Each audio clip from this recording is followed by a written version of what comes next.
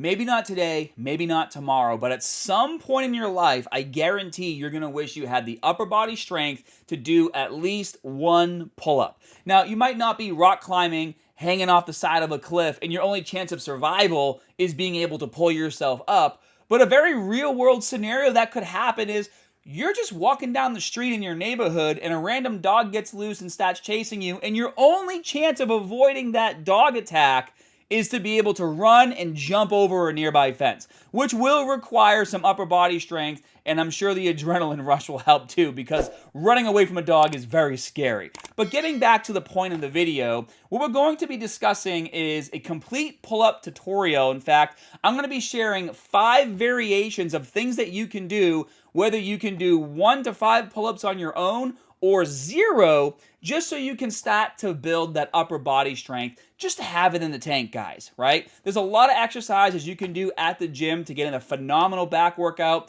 The pull-ups should be right up there with those top exercises, but I understand not everybody can do multiple pull-ups on their own. But after today, you're going to have a path to victory, and you'll feel a lot more comfortable doing it. Now, if you didn't get my email for this article last week, it's probably because you haven't gone to muscularstrength.com and signed up for my email newsletter here. I have so much content on my website, and I send out emails 2-3 times a week just to help you guys reach your goals. And this was sent out last week. So complete pull-up tutorial. Of course, there's a video here that you can watch for all the demonstrations that I'm about to show you. But what I like to do in these types of videos, guys, is go over the content and get a bit more into detail utilizing the photos that are taken from the video. So variation 1 of how to be able to do more pull-ups is, if you can right now do pull-ups, you should just start doing them more often.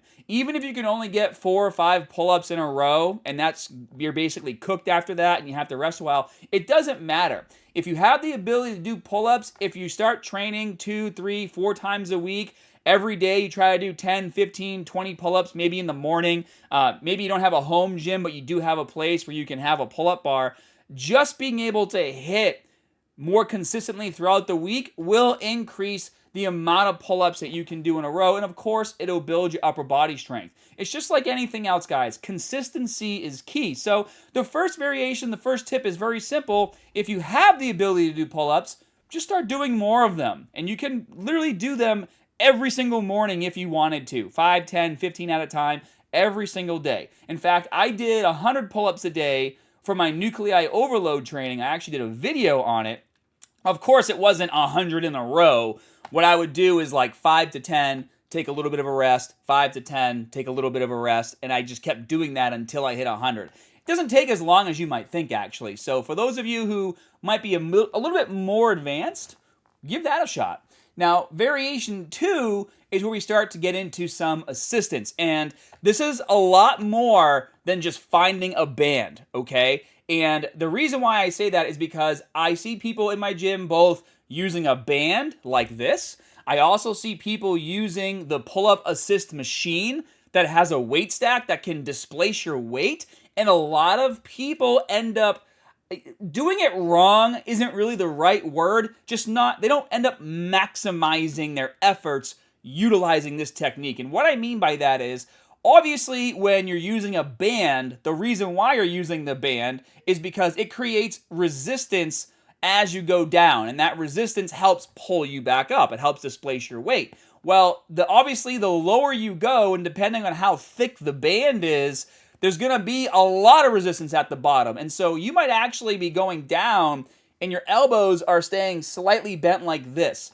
When doing an assisted pull-up with a band, and you should keep this in mind when using the machine as well, as you start to go down, if you have to, push up on the bar to make sure you're going all the way down on every single repetition. You should feel your lat being stretched at the bottom of the pull-up, even if you're using an assisted method like a machine or a band. That one tip alone is going to help you so much when trying to increase your pull-ups. Because if you're skipping the bottom of the movement, which is the hardest part, and then you take the band away and you start doing regular pull-ups, guess what? You're skipping the bottom of the movement there as well, and then you're just doing half reps, and nobody likes to do half reps. I mean, come on, guys. We're past half reps at this point, right? And the third variation is an assisted pull-up with a slow negative. Now, this variation, like these aren't in any particular order, right? Like you don't have to get good at doing banded pull-ups before you do a slow negative. A slow negative is something you can start doing right now, even if you can't even do one pull-up. That's what's so great about it. You guys remember, I always talk about how you're 40% stronger in the negative. That's also where you get the most muscle breakdown for regrowth. So if you can find something, like see how I have a box right here? Stand on the box, you can stand on a bench, a chair, whatever, and you basically jump up, so you're skipping the concentric phase of the pull-up. You're going to hold yourself here for a second or two, right? Like contracting and flexing your back, and then you're going to slowly let yourself down and make sure you're in this fully stretched out position. It's called a dead hang. You're going to hang in this position for a second or two. You're going to feel those lats really stretch, and then you're going to jump down, get back on your chair or your box, and then you're going to do another repetition. That's what a slow negative is. It's much more than just jumping up and then going down slowly, right? We want to actually feel your lats contracting while we do this, because it's that contraction that's going to help us build strength so you can actually do a pull-up. So quick recap, variation 3, stand on a box, jump up, hold that position. Hold it for 5 seconds. There's no like rule that it has to be 1 to 2 seconds. Hold it for 3, hold it for 4, hold it for 5, and then go down slow, sit in that stretched position. It should feel good because you're going to feel both lats stretch really well. Hold that for a few seconds and then repeat for reps.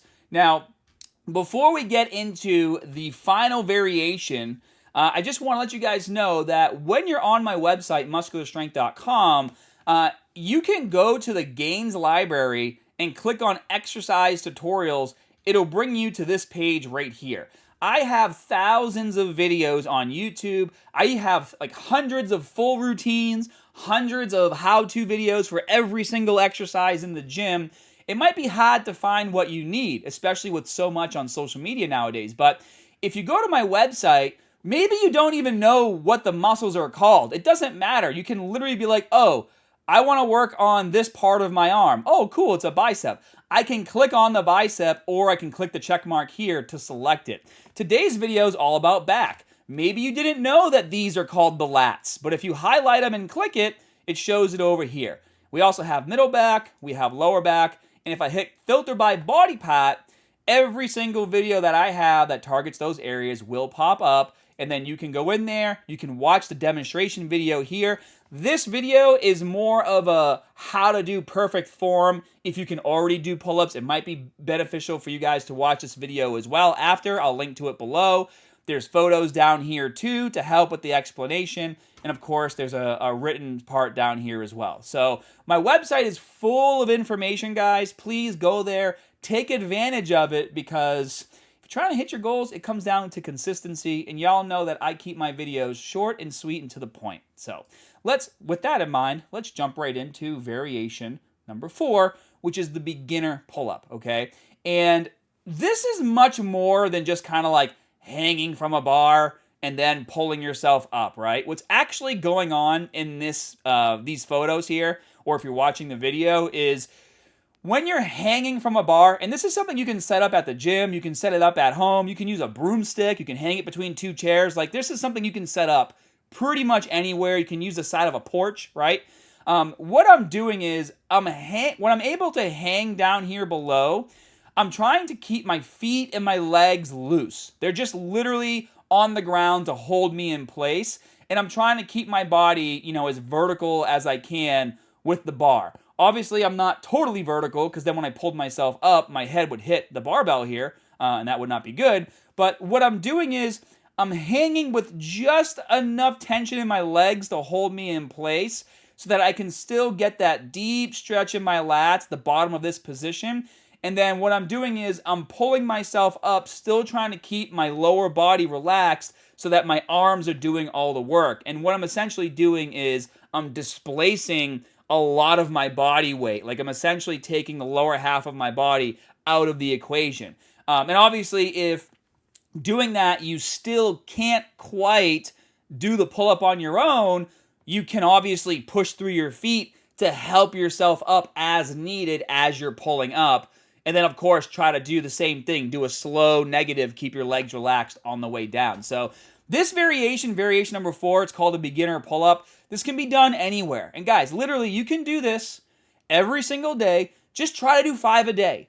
Try to do 10 a day of this. And you'd be so surprised at just how fast you build strength in your upper body and how that'll transition over to other exercises. So if you guys enjoy my videos, please let me know down in the comment section below. Make sure you subscribe. My goal this year is to hit 3 million subscribers, and we're only about 170,000 away. So that's something that we could definitely do this year. And of course, if you have any friends that can't do a pull-up, share this video with them. Because one day, who knows, you might see them be running down the street and there's a dog chasing them, and you're like, I don't know what to do, I can't help you. You're like, bro, just jump that fence over there. And he's like, I can't do a pull-up. And then, you know, you're down a bro, right? Hopefully not. Hope you guys have an amazing weekend. And as always, more good stuff coming soon. See you guys.